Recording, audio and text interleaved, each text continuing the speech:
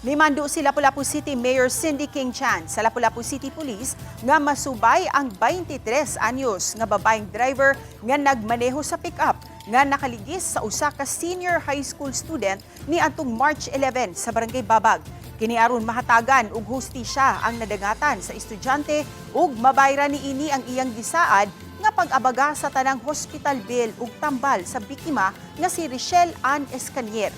Kaganiha, usa si Richelle Ann sa mga nahatagan sa Lapu-Lapu City Government ug wheelchair.